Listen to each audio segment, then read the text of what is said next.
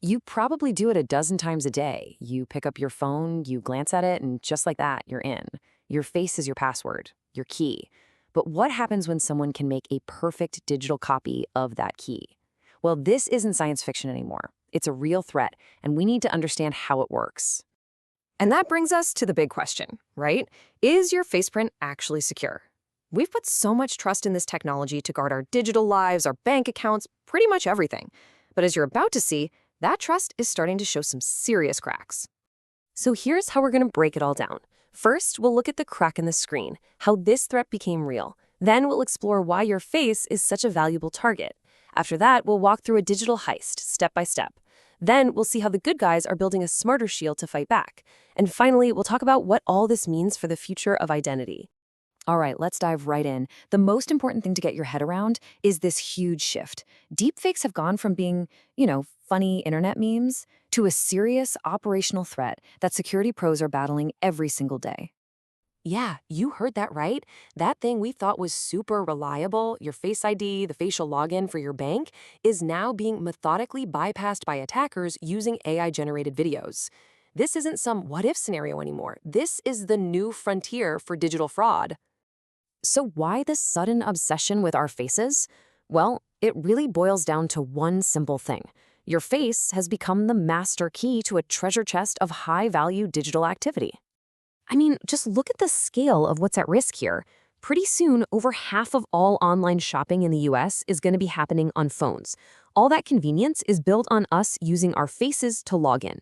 It basically turns your phone into a vault and your face into the only key.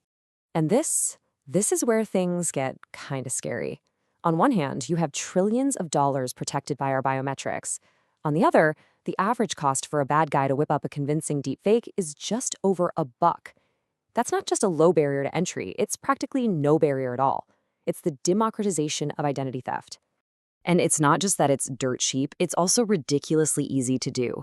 All an attacker needs is a single photo, maybe one you posted online, and a short clip of your voice. With just those ingredients, freely available tools can spin up a video that's realistic enough to fool a system and get a fraudulent loan approved. This is a massive, scalable problem.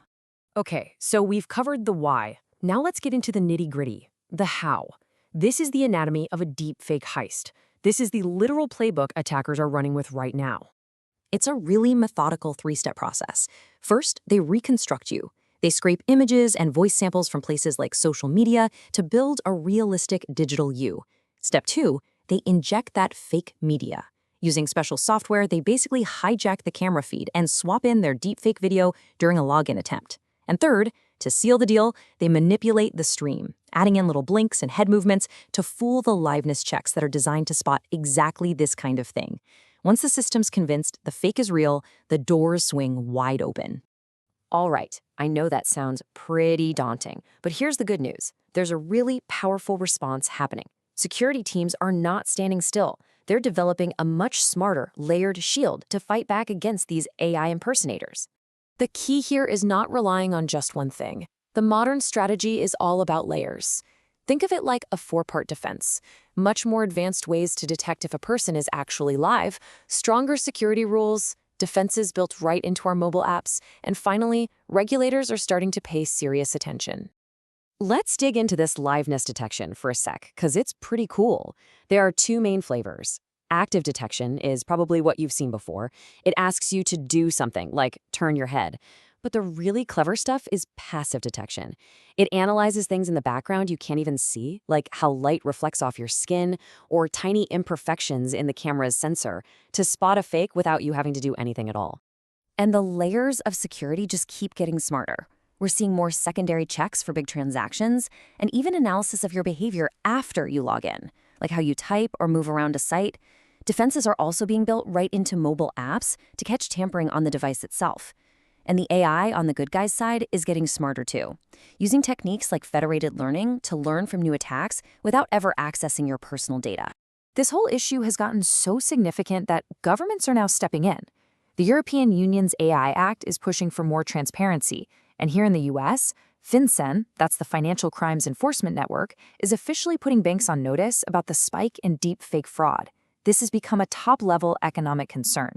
So, where does this all leave us?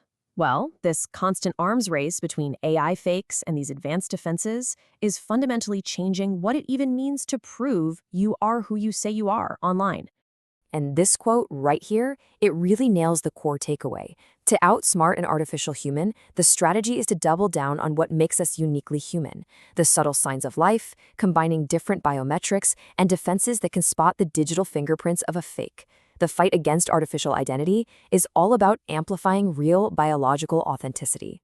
Which leaves us with this one final critical question.